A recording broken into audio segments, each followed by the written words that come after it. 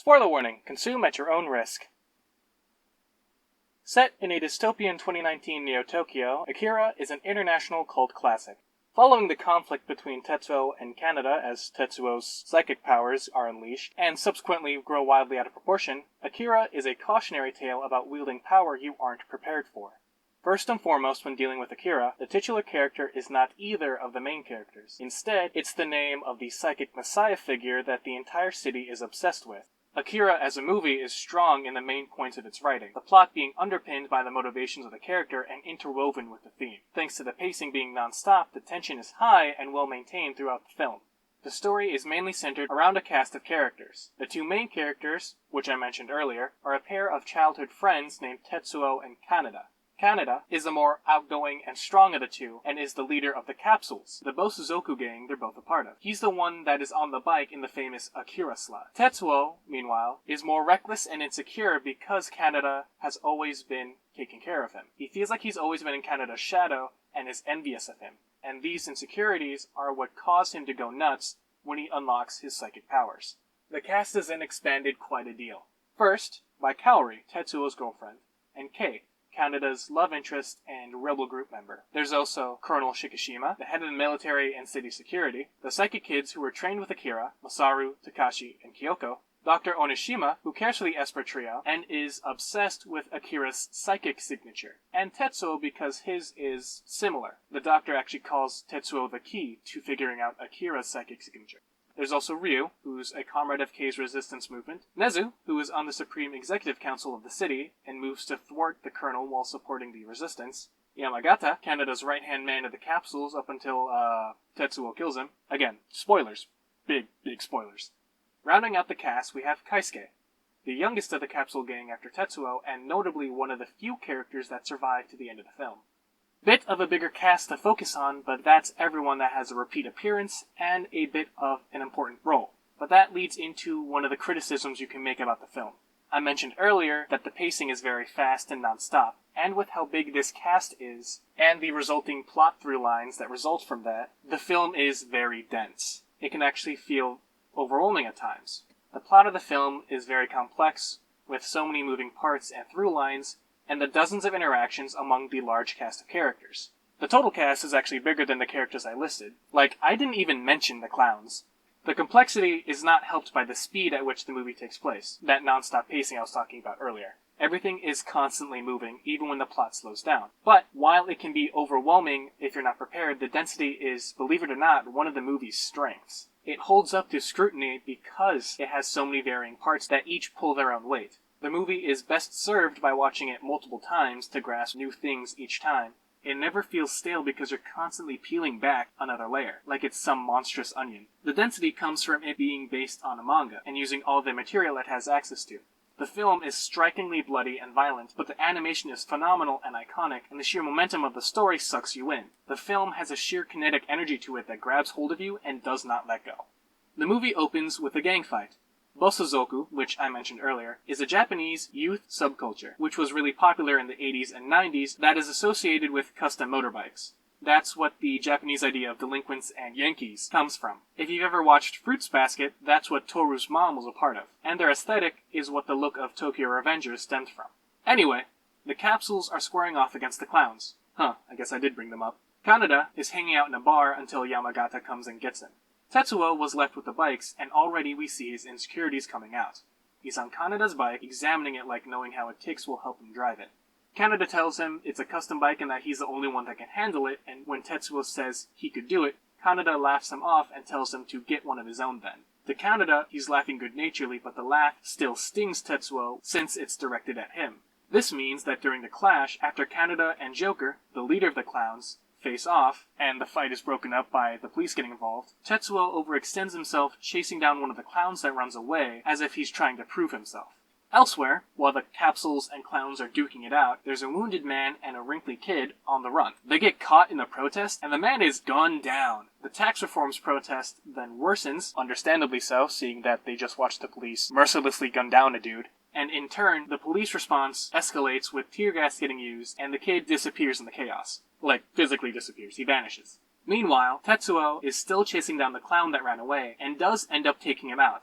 But no sooner does he do this than the kid from earlier, Takashi, appears in front of him and he wipes out, his bike getting trashed in the process. I say wipes out, Takashi kind of blew up his bike with Tetsuo on it. The rest of the capsules catch up to him and are just in time to get surrounded by the military, as one of the other psychics, Masaru, convinces Takashi to come back, since they can't survive outside. The capsules are then helpless to watch as the military takes the wounded Tetsuo with them for treatment. Kaneda tries to intervene, but gets a square dose of reality for his troubles. And that's really the inciting incident of it all. Because the resistance movement was present at the protest, Kaneda and the capsules get caught in the police/military investigation of the area and end up getting involved with Kei, trying to get the psychic kids. Meanwhile, Tetsuo's being taken from the military leads to him getting psychic powers, which grow stronger and become more and more of a problem. Like a problem to the point that Kyoko, the oracle of the psychic kids, has a whole prophecy about the disaster he is going to cause. And boy does he cause a disaster. Later in the movie, after he escapes from the government and gets captured again and the psychic kids haze him, Tetsuo's powers start to become too much to contain. This goes beyond the headaches early in the movie, and delves more into the realm of teleportation, telepathy, and telekinesis as strong as the three psychic kids combined, or just Masaru and Takashi. Either way, he's stronger than a number of psychics combined, and he's not done growing. He then goes to find this Akira that everyone has been talking about and comparing his powers to. He pretty much goes on a full rampage through the city to get to where the military is storing Akira, and his power is growing the entire time, even stopping a tank shell before it hits them, and that's in the middle of the rampage. His power is at its functional peak during his fight with Kaneda. The scale of the ongoing fight prior to this is enormous, since it's Tetsuo versus the military, again, and again, and again, trying to stop him from reaching Akira. Then, it's Tetsuo versus Kei, possessed by the psychic kindergarten trio, as he's drawing Akira's room out from where it was stored and protected. But the second the truth of Akira gets opened up and Tetsuo has a chance to fully examine it, that's when Kaneda appears in front of Tetsuo. While Tetsuo is more powerful than the earlier clashes, the scale of the fight drops to a personal level. The underlying conflict here is closer to the heart of each character rather than the overarching conflict of stopping the equivalent of nuclear disaster. These two are as old of friends as you can really have. They grew up together, and all the conflict, envy, care, and frustration built up in all that time explodes out in this battle. But while Kaneda puts up a good fight with the laser gun he picked up, Tetsuo isn't giving it his all. He's certainly trying, don't get me wrong, but he has the ability to turn Kaneda into a bloody mist, and he's not using it. While he's definitely able to kill him and thinks he wants to, deep down he doesn't, and Kaneda knows that. He doesn't want to either, which I think is why he never takes the headshot. For Tetsuo, we can see that he doesn't want to hurt Kaneda. They show it to us earlier in the film. When he's having nightmares about the ground falling out from under him and his guts falling out onto the pavement, he also has one about Kaneda being hurt or dying, and his knee-jerk is to save him. The fight is a tragedy that's brought about by Tetsuo's insecurities being given phenomenal godlike powers. The entire movie he's going on and on about how he can do whatever Kaneda can. He won't always be on the receiving end of getting help, and he won't let Kaneda boss him around anymore. But that means that all this time, Kaneda has been helping Tetsuo, protecting Tetsuo, trying to show Tetsuo how to do things, or keeping him out of trouble. And Tetsuo hates himself for his weakness, and is jealous of Kaneda. Kaneda, who is genuinely kind, genuinely strong, and genuinely good. As good as a delinquent boy can be in a dystopian cyberpunk society. It's telling that the second Tetsuo thinks of himself as strong, he drapes himself in red. The color that Kaneda is always prominently shown in. The deep interpersonal conflict underlying the physical one is so good. Up until the military gets involved again, and invokes the third act space laser. Although it's fairly early in the third act and only really serves to illustrate Tetsuo's still skyrocketing power, it also shows his first real sign of decline. In the exchange with the space laser, before he blocks the second burst and takes out the laser, causing a, volley of devastation in the process, he loses his arm. Interestingly, it's the only part of him that's really wounded by the attack, and also, it's the arm that Kaneda had wounded with his laser gun in their earlier clash. But the loss of that arm and its subsequent replacement is the beginning of the end for Tetsuo. An end that comes in spectacular fashion. After Kaori and the Colonel track Tetsuo down to his altar in the Olympic Stadium that was under construction, Tetsuo starts to lose control. The drugs that were subduing his power start to truly wear off at this point, and Tetsuo begins to not have so good of a time. His machine arm is burrowing into things and growing gross tentacle stuff. And then Kaneda comes up and shoots him again, just before Tetsuo completely loses control of his powers. As soon as Tetsuo loses control, he starts growing into a giant, organic baby monster and subsuming people, killing poor Kaori in the process. The Psychic Kids, meanwhile, summon Akira, to stop Tetsuo. Akira then takes Tetsuo to some other place, which is hinted to be another universe, but the resulting psychic explosion has some casualties, namely Kaneda, who runs back in to try and help Tetsuo, who was crying for him. Notably, the Colonel gets out of range scot-free thanks to Kyoko, who teleports him out of there and tells him to get in the tunnel where it's safe. Nothing kills the impact of an explosion like a couple dozen meters of concrete. The Psychic Kids go in to save Kaneda, or really, Takashi goes in because none of this is Kaneda's fault, and the other two join him because it's only together that they stand a chance of getting him out of there. Within the psychic space, we see a collage of memories as all the minds of the psychics run together. We see how the kids met Akira, how they get and develop their powers, and we see how Tetsuo and Kaneda meet. And from the start of it, Kaneda was standing up for Tetsuo. He gets him back a toy that some of the other kids took from him because he was new. Kaneda is worst for wear, since he's a kid and they were older, but he still got Tetsuo his toy back, despite the fact that he was also new and had just been bullied. And that is the real roots of their issue. Kaneda took a step forward, Tetsuo took a step back. After that, the movie serves up its theme. The entire time, everyone had been focused on Akira, not as a person, but as a force. Nezu calls him the wind that will knock down the overripe fruit that is the current Neo-Tokyo. The Colonel refers to him as a disaster or Pandora's box. The Resistance and the Zealots treat him like a symbol of liberation or purification. And even Kyoko and Kei refer to him as a manifestation of the absolute energy extant in every living thing. The movie is about what happens when you have a power that you can't control. Politicians hide Akira after his first explosion, which may or may not have launched the Third World War.